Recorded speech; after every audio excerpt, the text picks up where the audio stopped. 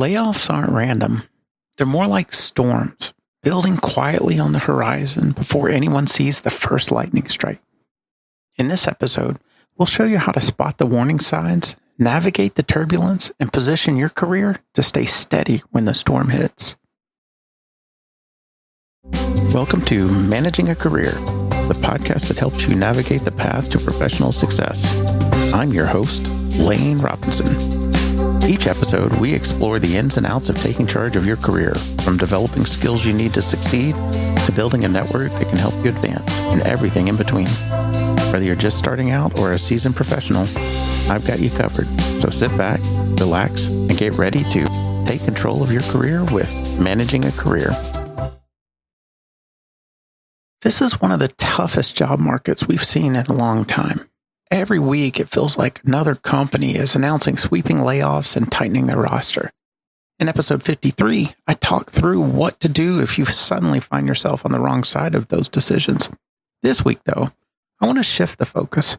Let's talk about the moves you can make right now to put yourself in the strongest possible position to avoid being laid off. Nothing is guaranteed. No strategy is bulletproof, but the concepts we'll cover today can help you protect your role and make yourself a far less likely target. Layoffs are almost never a spur-of-the-moment decision. There are usually warning signs. A missed revenue target here, a sudden market shift there. Maybe the stock price starts sliding and leadership begins looking for ways to calm investors, or at least keep the board from panicking. That's when department heads get pulled into quiet rooms for closed-door conversations. Budgets start tightening, projects get paused or quietly canceled, and eventually, the layoffs and reorgs begin. Forewarned is forearmed. The people who seem shocked by layoff news are often the ones who weren't watching the right signals. Meanwhile, the people who look prepared usually saw the signs long before the announcement. It starts with truly understanding how your company makes money. What are the real drivers of revenue? Which products are gaining traction? Which ones are quietly struggling? What has leadership been emphasizing in earnings calls or all-hand meetings? If you want even a chance at predicting when a company might be gearing up for layoffs, you have to track the overall health of the business. Companies rarely start cutting when everything is soaring. They cut when the storm clouds have been gathering for a while. Once you understand the health of the company, the next step is figuring out exactly where your role fits into that picture. Every job supports the business model in some way, but not every job carries the same weight when leaders start sharpening their pencils. Ask yourself a few simple questions. Does my work directly generate revenue, protect revenue, or reduce cost?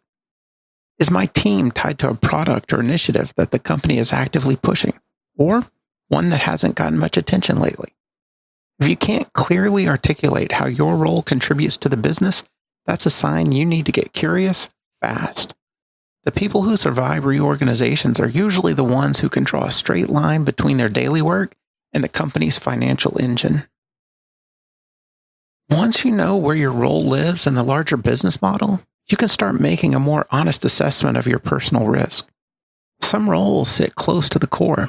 Others sit on the outskirts where cuts tend to land first. Maybe your team owns a product that's losing traction. Or maybe you're in a function leadership hasn't talked about in months. You're not predicting the future here, you're evaluating possibilities. And when you understand your risk profile, you can finally decide what to do next.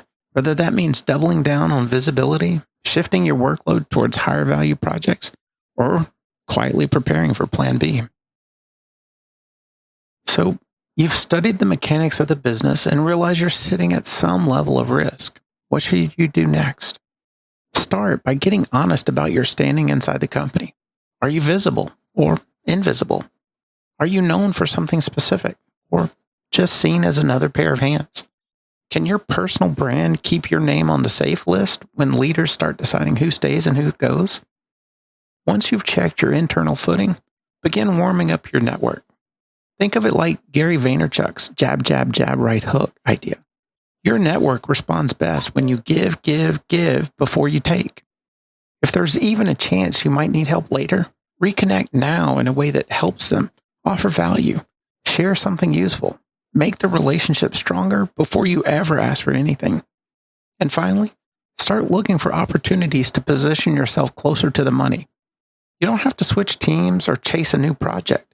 You just need to communicate clearly how your work drives value and ties back to the core business. If you need a refresher on how to do that effectively, go back to episode 44 on reporting status.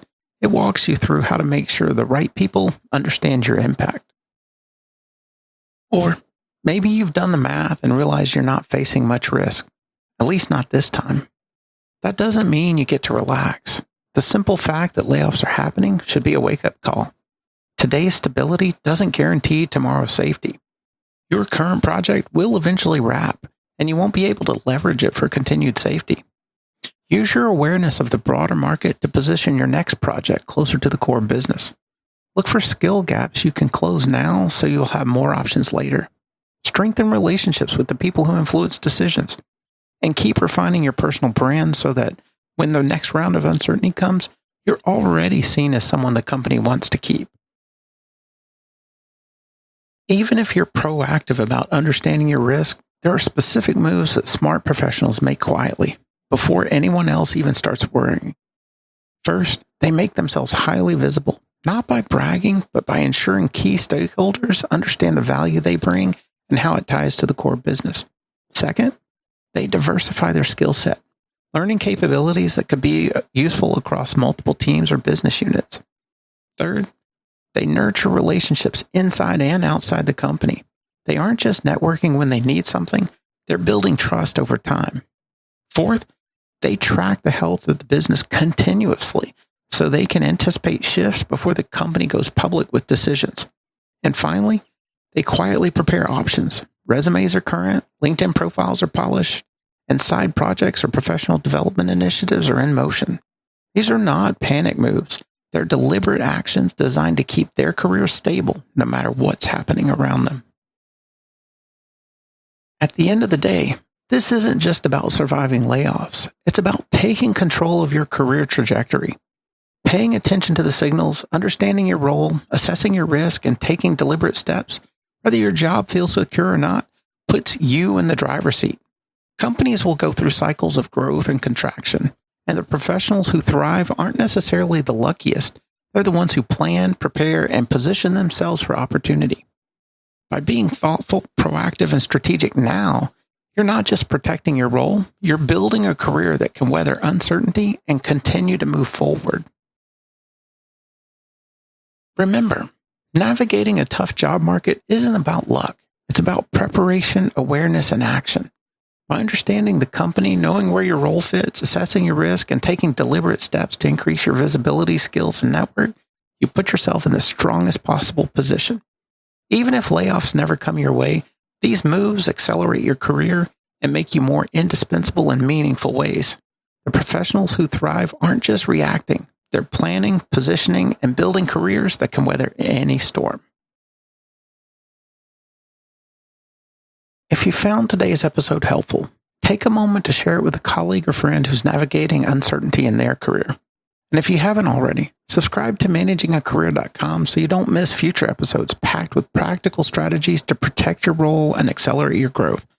Leaving a rating or review is a small action that makes a big difference. It helps other professionals find the show and gives us the feedback we need to keep delivering value.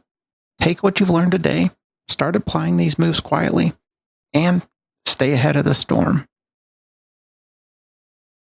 Taking control of your career is entirely up to you. No one else will do it for you.